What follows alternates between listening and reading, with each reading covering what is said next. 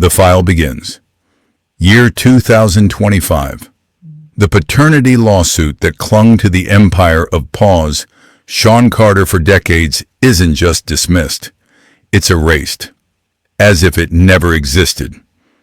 The verdict was handed down not in a courtroom, but in the silence of offices where the price of silence is written into the contract. The plaintiff's name is Pause, Rymir Satterthwaite, a phantom. His face flickers in old news reports, but now it's just a digital artifact of a mutilated fate. His whole life was a bet in this game. He lost. Along with him, his guardian lost, Pause Lillie Coley. Decades of struggle turned into more than just defeat. They turned into a debt pit dug by Carter's lawyers. The anatomy of a fall, pure and simple. The media exploded, but not from sympathy, from the smell of blood. This was no longer a question of money or DNA. It became a question of the curse of legacy, of how even the highest walls of gold and platinum can't hide the shadow of an illegitimate son, or at least his ghost. Послевкусие победы пахнет не шампанским. Оно пахнет счетами, выставленными проигравшей стороне. Юридическая машина Картера, отлаженный механизм уничтожения угроз, выставила Лилlie Колли счет за свое же унижение. Это была не просто компенсация издержек. Pause. Это был акт устрашения. Посмертный аудит одной маленькой проигранной войны. Контраст был оглушителен. Пока в одном конце страны пожилая женщина подсчитывала, как расплатиться за правосудие, в другом Шон Картер закрывал очередную сделку с ЛФМА. Его неуязвимость казалась абсолютной, бетонной.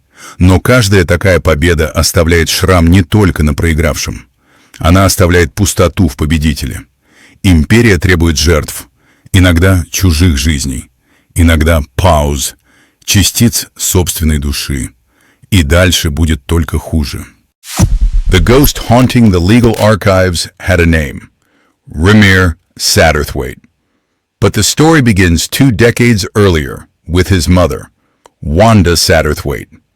The year was 1992. The place, a Philadelphia apartment. The man was not yet a king, just Shawn Carter, a teenager with ambition burning holes in his pockets. The origin of this particular wound wasn't clean. It was a mess of legal dead ends and procedural traps. Another man was incorrectly named on the birth certificate, a fatal error that became the cornerstone of Carter's defense. A perfect piece of chaos for a team of expensive lawyers to exploit. For years, Wanda fought. A war of attrition waged not in headlines, but in dusty courtrooms and sealed affidavits. She was trying to prove a memory. He was busy building an empire. The system, with its endless motions and jurisdictional challenges, became a weapon against her. Each filing was a paper cut, each dismissal a slow bleed. The first lawsuit naming Shawn Carter directly wasn't an explosion.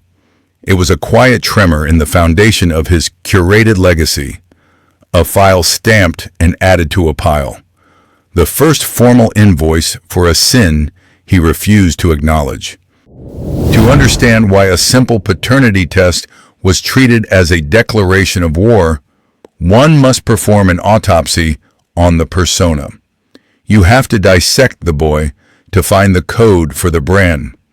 Shawn Carter was forged in the concrete crucible of the Pause Marcy houses, a place where childhoods went to die. His father's departure wasn't a wound. It was a vacuum, a void that ambition and cold survival rushed to fill. He learned his first lessons in capitalism on the corner.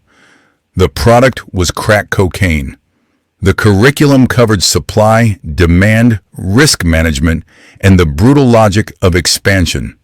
This wasn't a criminal past to be erased. It was a Harvard-level internship for the empire he would later build. The persona, Jay-Z, was not a nickname. It was armor plating, a corporate entity designed to shield the vulnerable boy from the projects. Shawn Carter understood hunger. Jay-Z would only understand victory. His decision to found Rockefeller Records was an act of profound defiance, a middle finger to an industry that wouldn't give him a seat at the table. So he built his own. The man who now sells nine-figure champagne learned the value of $1 selling something far cheaper and infinitely more destructive. This is not a contradiction. Pause. It is the blueprint of his ascent. The blueprint, however, had a flaw, a ghost in the machine.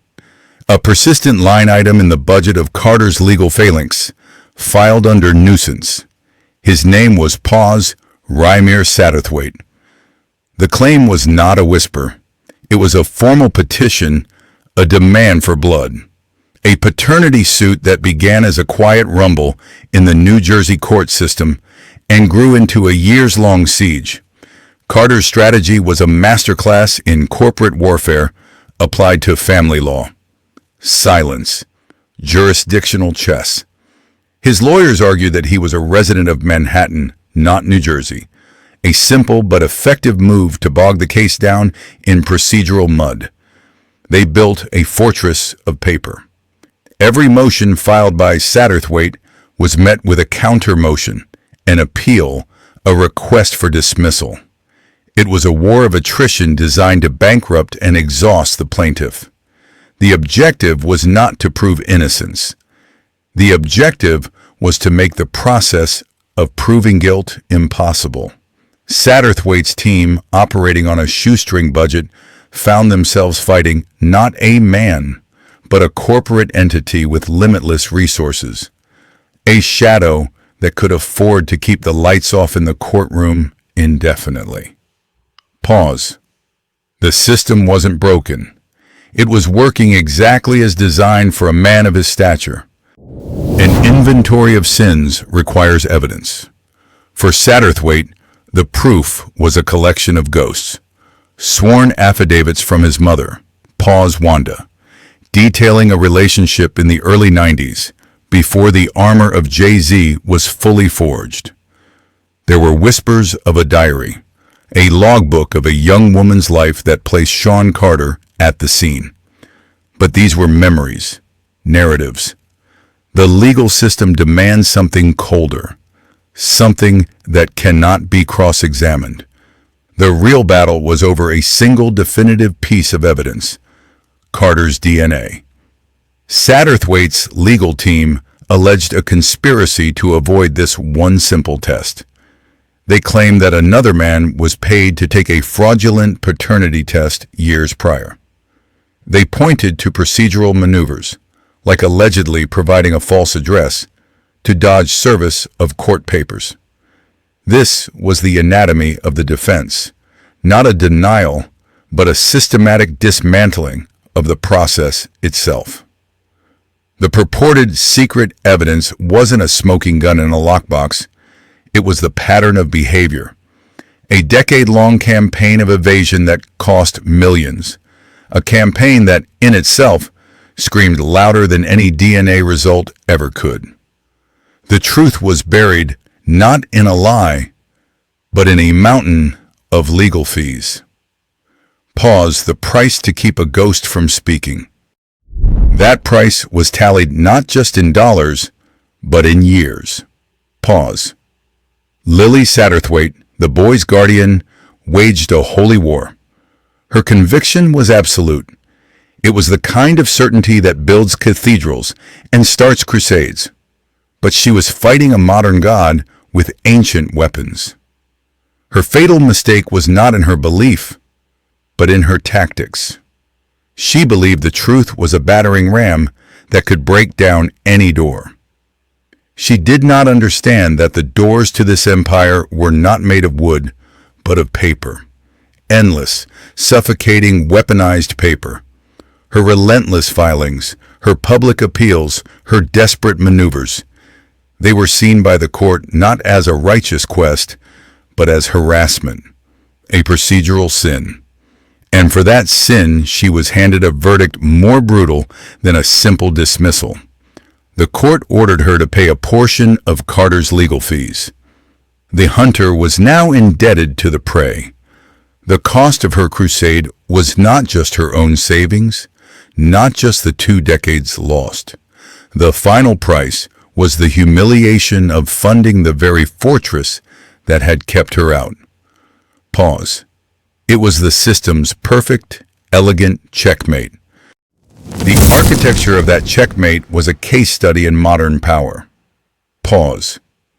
Carter's legal defense was never about the truth. It was an inventory of procedure, a symphony of delay and obfuscation played by the most expensive orchestra in the city. His team did not argue facts. They dismantled the process. They challenged jurisdiction. They filed motions to dismiss. They buried Satterthwaite's lone attorney in a blizzard of discovery requests that would take a decade to read. This wasn't a defense. It was a siege. The strategy was to make the pursuit of justice so expensive, so exhausting, so psychologically punishing that the plaintiff would simply cease to exist. Pause. Shawn Carter himself remained silent, a ghost in his own legal drama. His silence was not an absence of words. It was a fortress built of billable hours in the polished marble of his lawyer's lobby. This was not a personal fight for a man. It was a risk management protocol for a billion-dollar brand. The legacy was the client, and the verdict they achieved was not innocence. It was exhaustion. For Rymir Satterthwaite and his guardian, Lillie, exhaustion was not a verdict. It was a life sentence. The war of attrition had left their world scorched. The inheritance they fought for was not money, but a debt of lost years and hollowed-out hope. Their own anatomy of a fall. Every dollar spent on legal filings was a dollar not spent on life, on opportunity, on peace. The case file, thick with motions and dismissals, became a toxic heirloom passed between them, heavy as a tombstone. Pause. Lillie's faith, once a shield, was now riddled with the shrapnel of legal procedure. Rymir's youth was a ghost, haunting the yellowed pages of depositions. This was the true, unwritten cost of confronting an empire. You don't just lose the battle. The battle consumes your entire world, leaving behind only the bitter taste of what might have been. A truly crippled destiny, not by a single act, but by 1,000 procedural cuts. This is the final inventory of a modern king.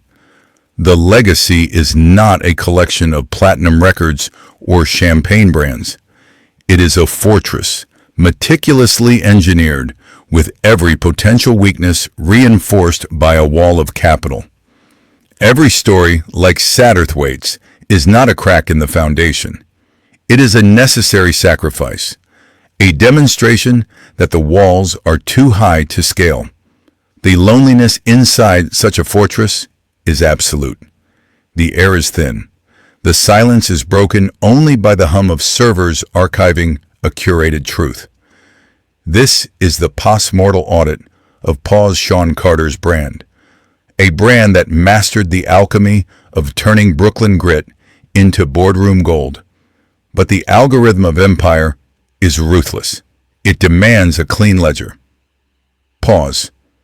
The human cost is never erased. It is simply recategorized, filed away under miscellaneous, an acceptable and fully depreciated loss